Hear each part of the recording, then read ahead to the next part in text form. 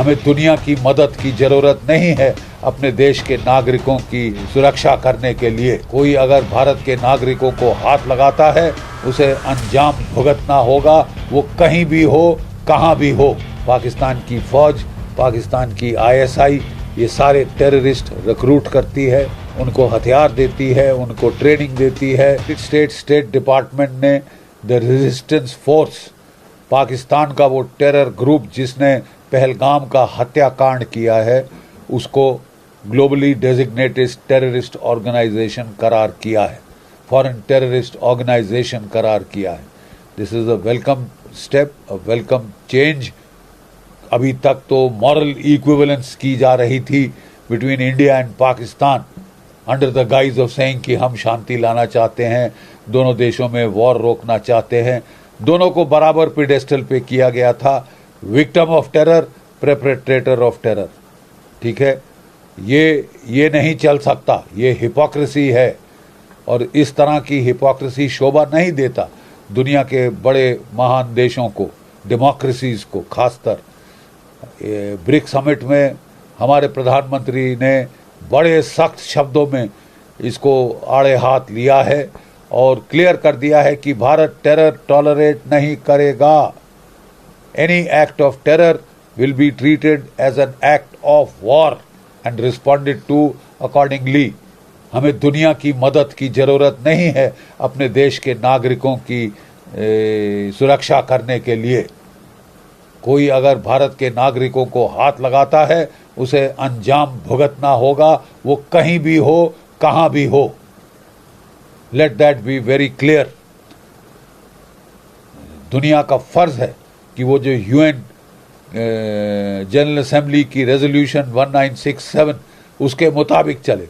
और उसने साफ कहा है, no cause in the world justifies the use of terror. कोई भी मुद्दा कहीं भी किसी भी देश में टेरर को जस्टिफाई नहीं करता कि आप टेरर को as an instrument of state policy adopt करें। ठीक है, ये बहुत निंदनीय और घटिया काम है और पाकिस्तान को इसकी काफ़ी सज़ा मिल चुकी है ऑपरेशन सिंदूर में। लेकिन मैं ये भी याद दिला दूं कि ऑपरेशन सिंदूर कॉल ऑफ नहीं हुआ है, केवल पॉज किया गया है to see how Pakistan behaves. अगर चाहे वो जम्मू कश्मीर में, पंजाब में, भारत में कहीं भी टेररिज्म करने की कोशिश करता है, बांग्लादेश के ज़रिए नॉर्थ ईस्ट में करने की कोशिश करता है, it will be treated as an act of war. और पाकिस्तान की फौज इस बार डायरेक्ट कॉन्सिक्वेंसेस से बच नहीं पाएगी।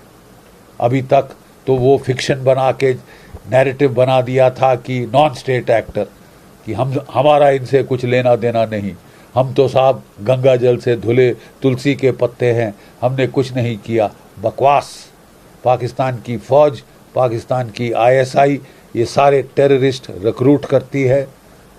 ठीक है, उनको हथियार देती है, उनको ट्रेनिंग देती है, उनको इन्फिल्ट्रेट करती है और जो ऑपरेशन चल रहे होते हैं उनको ये सैटेलाइट फोन्स पे पाकिस्तान से कंट्रोल करते हैं मिनट बाय मिनट।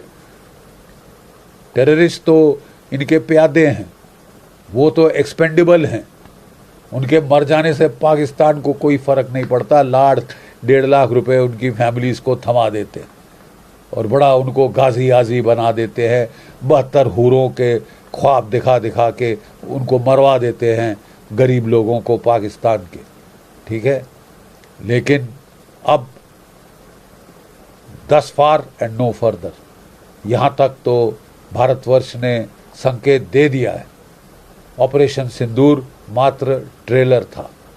अगर आप फिर ऐसा दुस्साहस करने की कोशिश करेंगे, आपको मिलिया मेट कर दिया जाएगा।